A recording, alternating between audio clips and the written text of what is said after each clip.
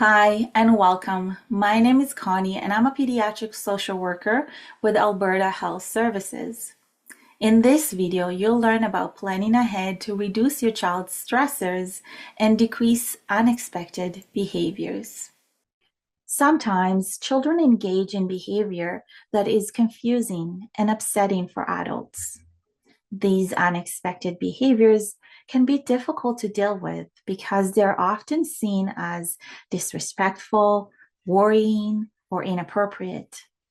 Whether a behavior is unexpected depends on the situation. For example, you would expect to see kicking and pushing in martial art classes. Kicking and pushing would be unexpected behaviors at home or at school.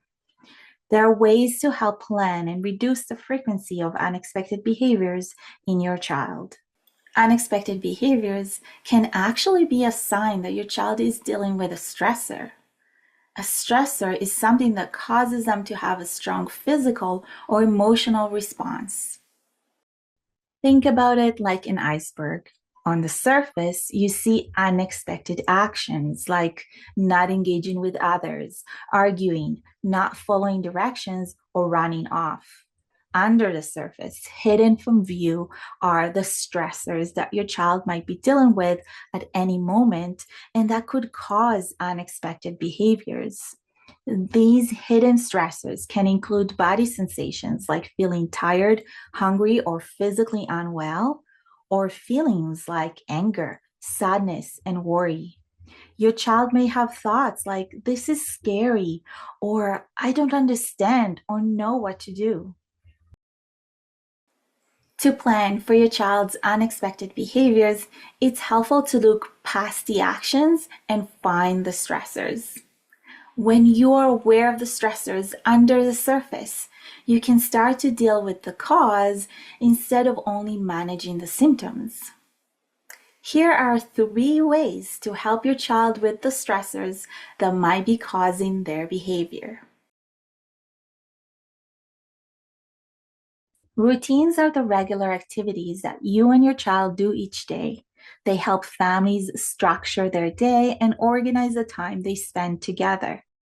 Routines help children feel safe because they know what to expect and what to do at different times of the day. Daily routines look different for every family. As a parent or caregiver, create routines that work for you and your child. When it comes to building predictable routines at home, start small. Pick one part of your day where you can add more consistency. It can be your morning routine, after school or daycare, mealtime, or bedtime.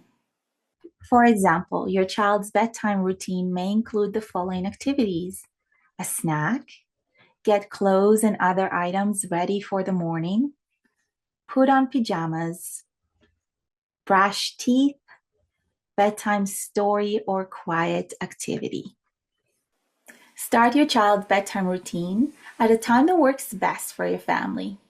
Find the schedule and structure that works best for you and try to keep it consistent. Over time, the new routines will become a regular, clear, and an expected part of your child's day.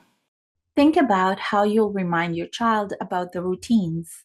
Some parents and caregivers find that writing it down or using images on a visual schedule or chart is helpful.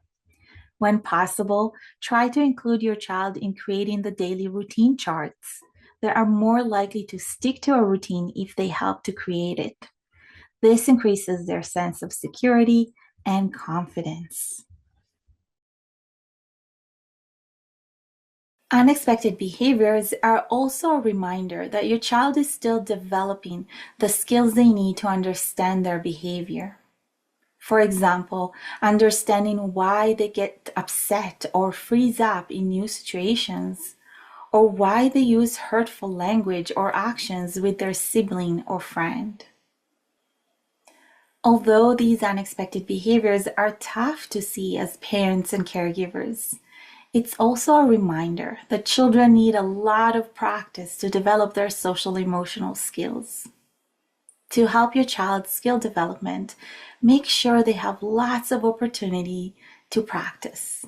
An opportunity for practice could mean thinking about a time that usually causes unexpected behaviors and breaking it down into manageable steps.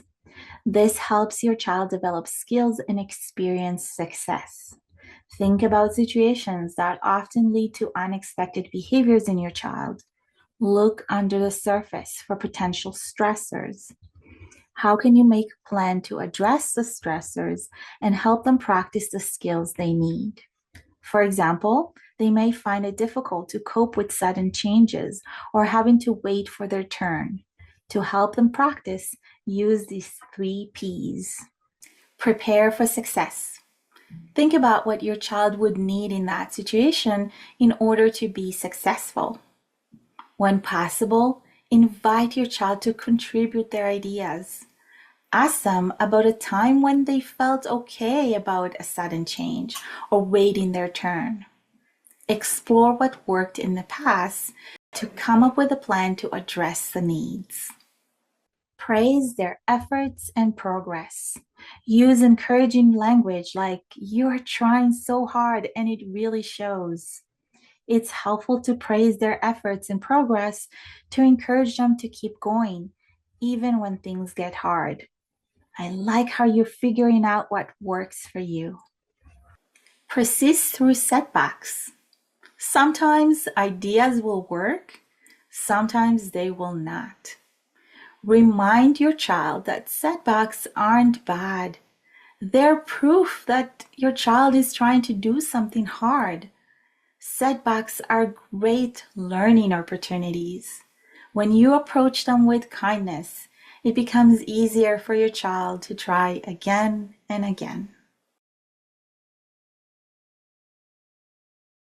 As you help your child establish routines and plan for practice opportunities, also consider the impact your emotions have on them. Co-regulation is when you help your child regulate their emotions by sharing warm and responsive interactions. When your child is in distress, you can help by connecting with them and supporting what they need in the moment. The tricky part of co-regulation is that emotions are often contagious. To help support your child, it's important to recognize how you're feeling and find ways to regulate your own emotions.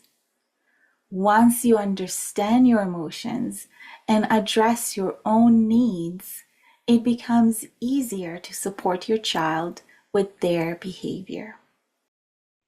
For example, if you and your child are struggling with them starting school, try to understand how you feel and see your emotions as valid and acceptable. It makes sense for you to feel this way. Now consider how you would like to feel about the situation. What would help you get there? Co-regulation is hard. No one can get it right all the time. Be kind to yourself as you try. Even when it doesn't go well, you're teaching your child a valuable lesson to keep trying and not give up. Thank you for watching. In this video, you learned some ideas about planning ahead to reduce stressors and decrease unexpected behaviors. You don't have to use all the ideas. Try them and find what works for you and your child. In our other behavior videos, you'll find more ideas on how to understand behavior, encourage cooperation, or practice emotional regulation with your child. If you're worried or have questions about your child's behavior or social emotional development, please talk to your doctor or healthcare provider. Find information, support, and services for you and your child by clicking on the link in the description.